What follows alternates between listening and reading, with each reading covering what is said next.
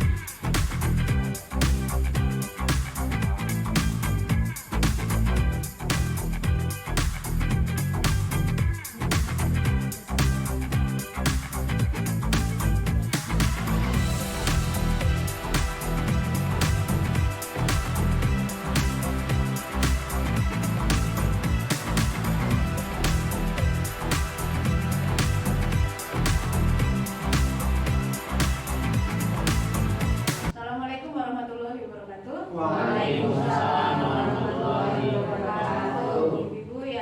Ibu-ibu dan bapak-bapak yang saya hormati, alhamdulillahirobbilalamin, marilah senantiasa kita panjatkan puji syukur kehadirat Allah Subhanahu wa taala hingga pada hari ini kita bisa berkumpul di ruangan ini dalam rangka kegiatan saya untuk mendiseminasikan tugas modul 1.4 tentang budaya positif, ya, terkait dengan saya sebagai peserta CGP Angkatan ke-8 Kabupaten Banyumas. Saya sudah mohon izin kepada kepala sekolah beberapa hari yang lalu dan beliau sudah mengizinkan, dan karena beliau hari ini ada kepentingan maka beliau tidak bisa mendampingi kita di sini. Baik Bapak Ibu, untuk kesempatan hari ini saya akan mendiseminasikan tentang budaya positif, ya. Yang pertama adalah tentang disiplin positif. Itu terkait dengan disiplin positif, itu ada beberapa yang akan kita pelajari, yaitu tentang makna disiplin, kemudian teori motivasi, kemudian 3 posisi kontrol, dan 5 kebutuhan dasar guru atau 5 kebutuhan dasar manusia. Dan ini juga nanti akan kita bahas tentang segitiga restitusi.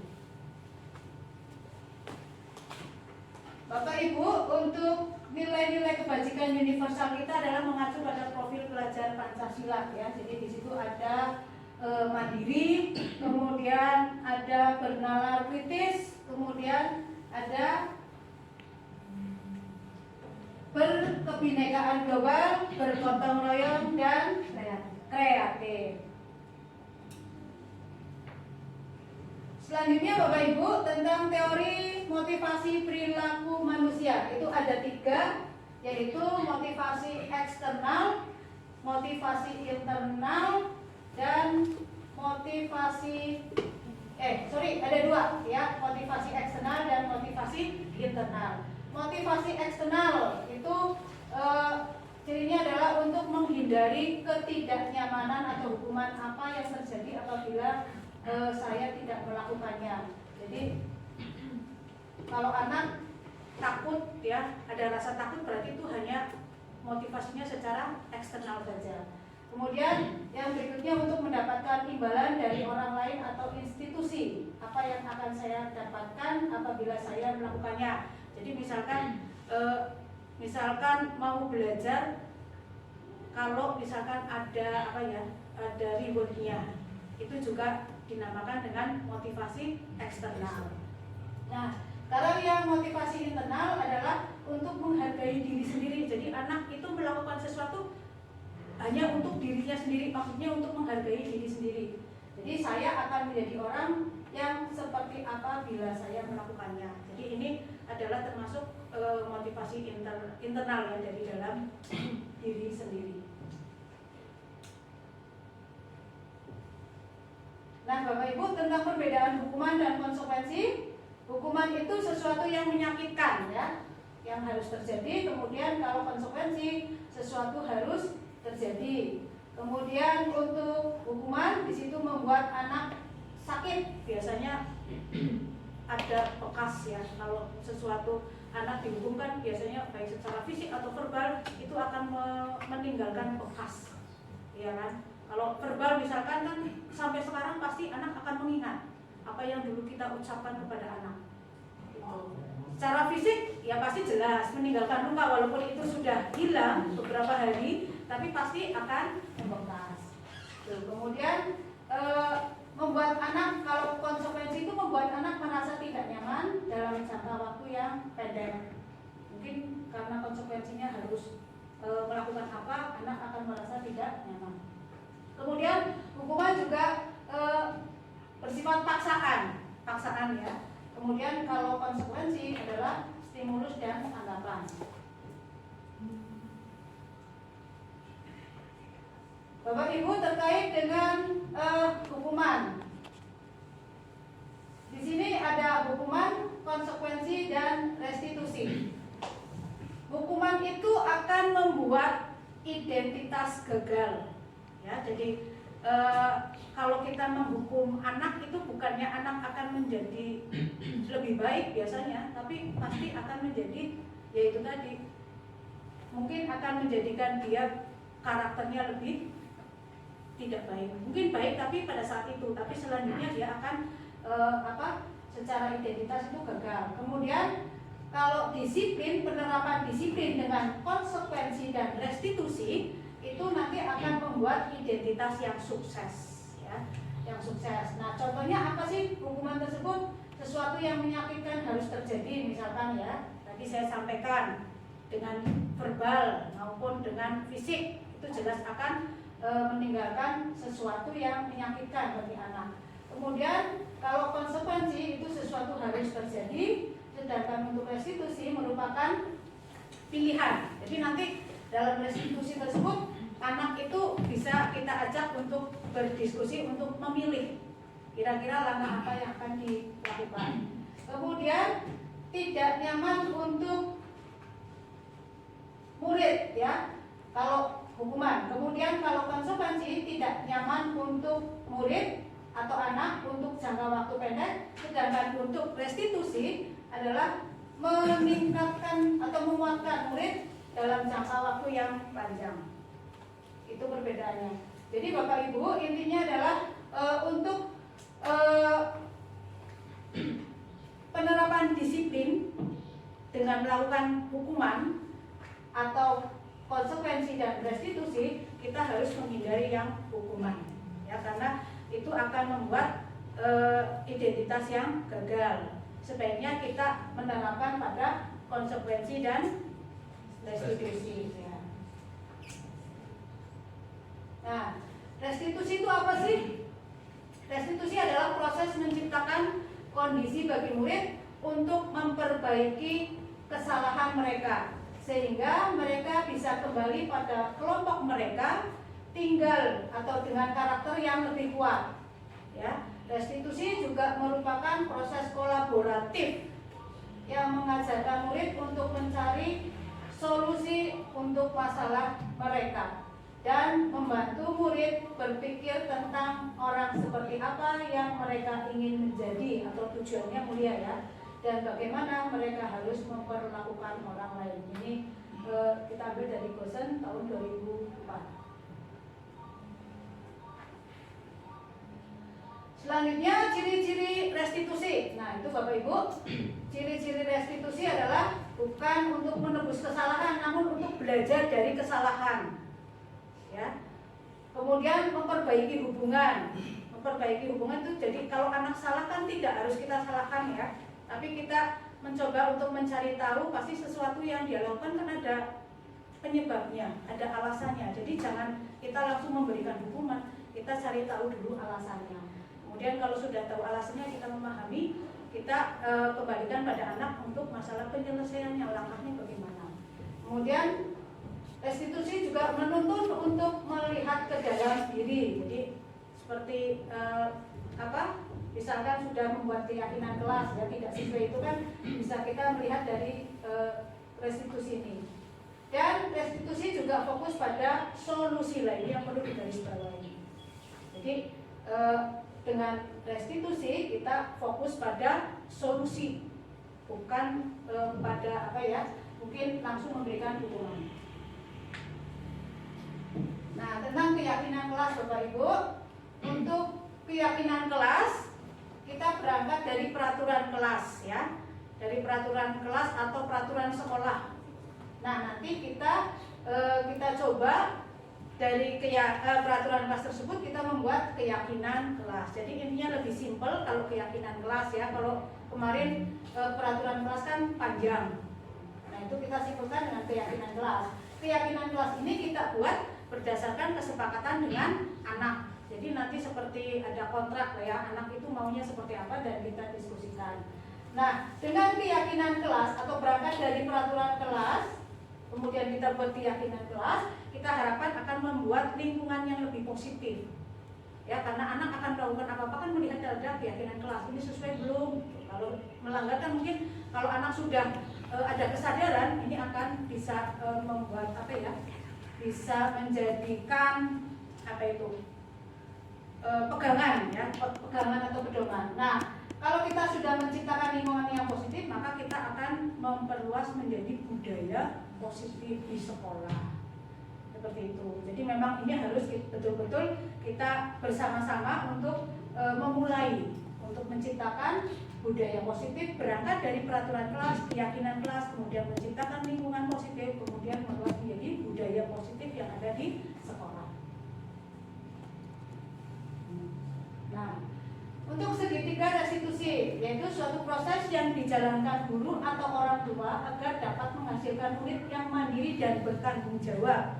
Ini maksudnya adalah karena kita kan kalau anak melakukan kesalahan, kita tanya alasannya apa. Kemudian kita balikkan juga, ini sudah sesuai belum dengan keyakinan kelas belum misalkan. Kemudian, menurut kamu apa yang akan kamu lakukan? Itu kan sama saja kita membantu anak untuk mandiri, bertanggung jawab dan memilih apa yang akan dilakukan. Itu jangan tahu-tahu. Berarti kamu nanti nulis ya 100 kali, itu bukan seperti itu, bukan penyelesaian. Ya, dan itu nanti anak akan mencari solusi sendiri dan bertanggung jawab. Nah, tahapan segitiga restitusi itu ada 3 ya Bapak Ibu. Yang pertama adalah menstabilkan identitas. Ini berdasarkan prinsip bahwa membuat kesalahan adalah bagian dari proses pembelajaran. Jadi menggeser identitas gagal ke identitas sukses, menstabilkan. Ya, jadi mungkin dari percakapannya kita langsung jangan langsung memberikan vonis anak salah ya, tapi kita juga mencontohkan setiap orang itu pasti pernah melakukan kesalahan, termasuk ibu, bapak dulu juga pernah punya kesalahan. Tapi pastikan kita ada alasannya apa? Ditanya seperti itu Bapak Ibu. Itu namanya, jadi anak kan tidak merasa bahwa dia sendiri yang pernah melakukan kesalahan. Kemudian validasi tindakan yang salah. Nah, berdasarkan prinsip setiap perilaku memenuhi suatu kebutuhan tertentu, ya, guru akan bergeser dari pemikiran stimulus respon menjadi proaktif, kemudian mengenali dan mengakui kebutuhan murid akan memperbaiki hubungan dengan murid. Nah, kalau anak tadi sudah seperti itu kan, anak akan merasa tidak sendirian, ya, bahwa ya semua orang pasti punya salah. Nah, yang terakhir, ini tahap yang terakhir adalah menanyakan keyakinan. Kita kembalikan, apa yang kamu lakukan itu sudah sesuai belum dengan keyakinan kelas yang sudah kita buat? Misalkan belum. Terus langkahnya kamu bagaimana? Jadi mampu mengaitkan dengan tindakan yang salah. Kalau tadi belum sesuai kan? Berarti tidak sesuai dengan keyakinan kelas. Terus langkahnya gimana? Misalkan anak di situ kita membimbing anak untuk mencoba mandiri, mencari solusi dan bertanggung jawab. Nah, ini contoh kasus ya Bapak Ibu. Misalkan pada suatu hari saya sedang mengajar, kemudian ada anak yang tidak mengikuti pelajaran. Padahal saya jam kosong misalkan ya. Kemudian ada tugas, tapi anak tersebut malah tidak mengerjakan tugas, malah mainan HP sendiri. Dan dicek tugasnya oleh saya, itu ternyata anak tersebut tidak mengumpulkan. Nah, pada permasalahan ini saya tidak langsung memberikan sanksi, tapi saya melakukan langkah dengan segitiga restitusi. Nah, ini menstabilkan identitas dulu. Saya panggil anaknya, jajak komunikasi ya. Kemudian saya tanya alasannya, kemudian validasi tindakan, yaitu tadi menurut itu tindakannya bagaimana, kan? Kalau anak sudah merasa salah, ya berarti kan anak ada secara sendiri sudah merasa sendiri ya, tidak kita menunjukkan salahnya, tapi anak sudah mengakui. Kemudian yang terakhir adalah menanyakan keyakinan kelas.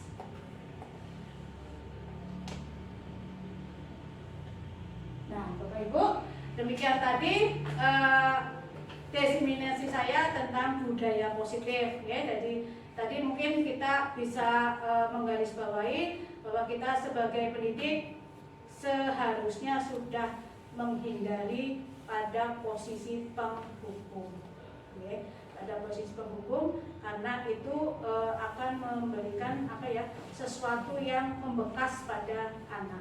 Ya, paling tidak kalau posisi kontrol guru kan ada 5, penghukum, kemudian pemberi rasa bersalah, kemudian teman, pemantau, dan manajer. Ya, paling tidak kita jangan pada posisi pemberi penghukum dan pemberi rasa bersalah. Kita pada posisi pemantau, teman, atau manajer. Kalau manajer itu sudah bisa menerapkan segitiga restitusi.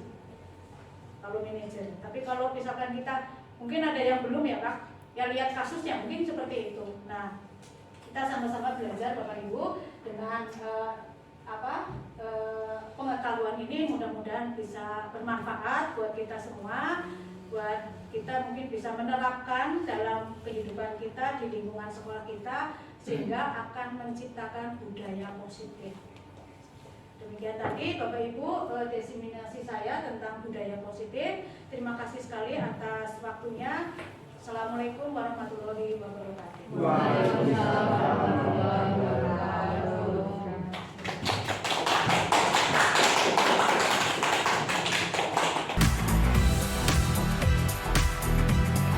Assalamualaikum warahmatullahi wabarakatuh. Waalaikumsalam warahmatullahi wabarakatuh. Okay, good morning students. Good morning. How are you this morning? I'm fine, thank you. And you? I'm very well, thank you. Yeah, nice to meet you in the second grade of this year. Ya, senang bertemu dengan kamu tuh di kelas 11 ya. Nah, tahun lalu kalian di kelas 10 kita juga pernah ketemu dan kita melanjutkan. Baik, karena di awal tahun pelajaran ya, sebelum kita jauh memasuki pembelajaran, kita akan membuat keyakinan kelas ya, keyakinan kelas antara kita bersama, gitu ya. Nanti Ibu akan menyampaikan beberapa hal terkait dengan peraturan yang sudah pernah disosialisasikan. Ya, who doesn't come today? Sisi, and then? This, yeah. Why they don't come today? Sick, okay, yeah. The materials last week? Yes? Yes, yeah, okay. I hope you can remember and you can practice in your daily activity for the materials we have studied yesterday. And then for today, untuk hari ini kita akan membuat keyakinan kelas ya. Kemarin sudah disampaikan tentang tata tertib tata tertib. Nah, kita akan membuat keyakinan kelas untuk kelas kita untuk kelas kita. Ini nanti berdasarkan dari tata tertib yang sudah kamu ketahui, apa saja keyakinan kelas yang akan kita buat secara bersama-sama. Ya, Ibu akan membagikan sticky note. Nanti kalian bisa menuliskan apa yang menjadi masukan dari kamu untuk keyakinan kelas kita. Paham ya? Oke.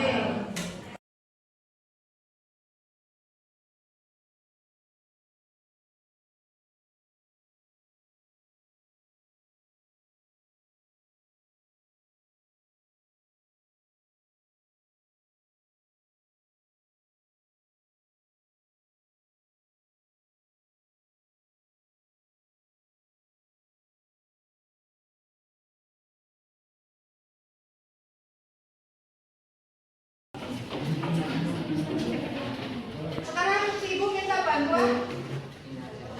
Coba ketua kelasnya boleh.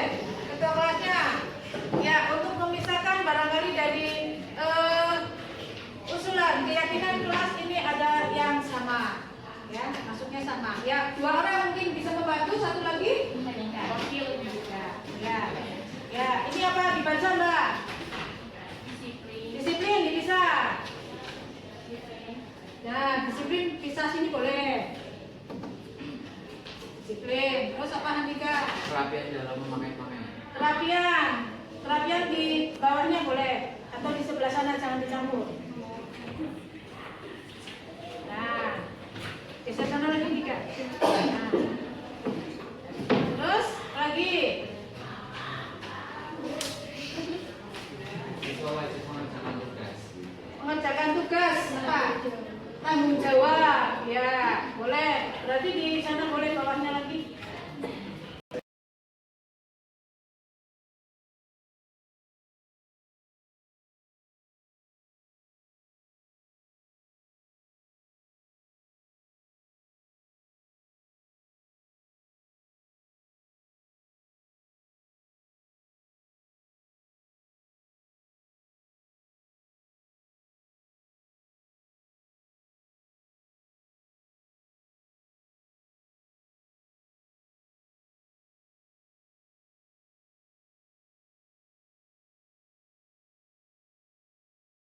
Oke, berarti ini ada 6 keyakinan kelas yang sudah kita sepakati bersama ya.